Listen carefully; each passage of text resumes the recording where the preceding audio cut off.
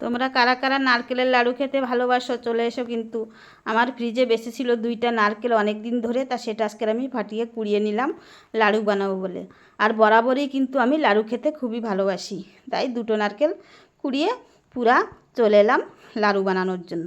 তা দেখো কড়াইটা আমি বসিয়ে দিলাম, শুকনা কড়াই। এবার আমি কড়াইতে দিয়ে দিলাম 500 গুড়। 2টো নারকেলের জন্য আমি 500 গুড় নিয়ে নিয়েছি। তো এখন আমি এই গুড়গুলি ভালো করে নেড়ে চেড়ে পুরা পাক দিয়ে নেব। আর নারকেলের লাড়ু বন্ধুরা বানাতে কিন্তু খুবই সহজ, আর খেতেও কিন্তু খুবই স্বাদের হয়। তাই যে দেখো নারকেলের গুড়টা আমার পাক হয়ে গেছে। এবার আমি এর মধ্যে ঢেলে দেবো সেই কুড়িয়ে রাখা নারকেল। আর 2টো নারকেল কিন্তু দেখো বন্ধুরা এমন সুন্দর ছিল, পুরো 1 থালা নারকেল হয়েছে পুরা।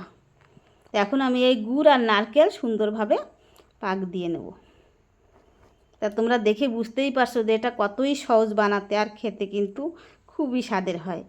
এই যে দেখো তা আমার পাক দেওয়া হয়ে গেছে। এবার আমি বাইরে বের করে নেব চুলা থেকে। তারপরে নেড়ে চেড়ে একটু ঠান্ডা হয়ে আসলেই কিন্তু আমি নাড়ুটা বানিয়ে নেব। এই যে দেখো পুরাপুরি লাড়ুর জন্য তৈরি। তো এখন আমি কড়াইটা চুলা থেকে নামিয়ে নিলাম। এবার একটু কিছুক্ষণ নেড়ে চেড়ে অল্প একটু ঠান্ডা করে নেব, তাহলে তো আর হাত দেওয়া যাবে না, অতিরিক্ত গরম। তো দেখো এবার আমি এক এক করে সব লাড়ুগুলি বানিয়ে নেব। তা তোমরা কিন্তু বন্ধুরা এইভাবে বানিয়ে খেও, বানাতে কিন্তু মোটেও ঝামেলা না। এই দেখো এরকম করে গোল গোল করে বানিয়ে নেব।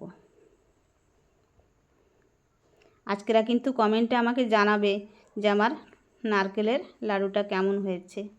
তারপরে আমি 2-1টা বানানোর পরেই আমি পাশে ছিল একটা আমার জেঠিমা, এই যে তাকে আমি একটু ডেকে নিলাম সাহায্য করার জন্য। সেও দেখো খুব সুন্দর ভিলে কিন্তু লাড়ুগুলি বানাচ্ছে। আর বানানো পুরো লাস্ট হয়ে গেল, 1 থালা লাড়ু হয়েছে আমার 2টো নারকেলে।